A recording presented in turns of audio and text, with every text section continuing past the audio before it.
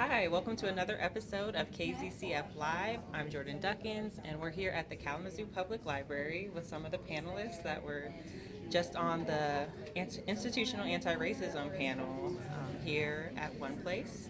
And you guys can go ahead and introduce yourselves.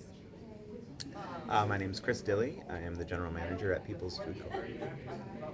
I am Joe Woods Brown, retired Human Resources Director for Kalamazoo County Government and community member. I'm Caitlin Hoag. I'm a librarian at the Kalamazoo Public Library and a member of the library's Antiracism Transformation Team. Right, thanks for the introductions. And so today's workshop was all about nonprofits and local organizations who are doing anti-racism work and trainings within their own organization. So you've already answered a few questions for the last couple hours, but if you could just share an insight, a top insight from your anti-racism journey, or a book recommendation, podcast recommendation, just something someone can engage with if they're interested in anti-racism work. Sure. So one of the insights I think I've had since I've been doing anti-racism work is recognizing the difference between intent and outcome. And so part of that is going into work with good intentions and doing anti-racism work with good intentions, but sometimes the outcome isn't what your intentions were. And so it's really being aware of like internal work that I have to do to address my own biases. And so that's been something that's been both challenging and rewarding, I think, to be able to kind of look inside and say, okay, I have to get beyond intentions and make sure that my outcomes, my actions really connect with what my intentions are. I'm also a librarian, so I have plenty of things to recommend, and I brought a few books here. One is Stamped from the Beginning. It is an excellent book about the history of racism in the United States, and it goes all the way from 1492 up until current times. It was published in 2016, so up until then. It gives a really clear picture of why racism is so embedded in our society. It's really informative and very enlightening. Another book I want to recommend is Thick. This is my favorite book that I have read this year. It's essays. Tressé McMillan Cottom, and she is a black woman. She is a professor, and she talks about being a black woman in the world, and often like in work, it being the only black woman in white spaces. It's really informative, really funny too. She has a great sense of humor, so I love this book. And then I want to mention White Fragility. This is something that I think is really helpful for white people to read.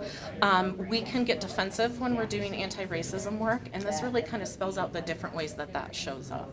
And so I think it's really helpful as a white person doing this work to be on the lookout for those kind of defensive reactions and how to kind of tackle them and move beyond that so that we can get to the real work. You can also go to kpl.gov and search anti-racism. It's going to bring up information about the anti-racism team and a series of book recommendations, podcast recommendations, and some videos. So it's a really great way to start doing some work. So the library makes that available. Thank you. Yeah. Well, if you want to start an anti-racism team in your organization, I think you first need to find out if you have some allies within the organization. And you can just do this kind of informally with one-on-ones, getting to know people on a deeper level and finding out what their self-interest is and using that to move forward. So you need a critical mass of people in order to get started building a team. And the other thing that I would recommend is that you do this with board members. Most people are kind of fearful of the board. Just remember that board members are people just like us. They have self-interest, they have families, they want things to be better for their families, and just do the one-on-one and find your common interests so that you can relate to those people. Because if you start at the very top, then you have less of a resistance when you do the work within the organization. Let's see. One of the things insights that I'm grappling with right now is how deeply personal this work is at the same time as being organizational. As we've kind of talked about here, how organizations are made up of individuals. And so we as individuals need to be invested in ready to be challenged by this work, and then be compassionate with each other and gentle with each other and support each other in that. And I think White Fragility is definitely a resource that I would recommend. I think understand from the perspective of a white person learning to understand whiteness and support other white people in understanding whiteness, that's really helpful, as well as Witnessing Whiteness by Shelley Touchluck, I believe, and there are others along those lines, but I think those are really helpful resources for me. Great.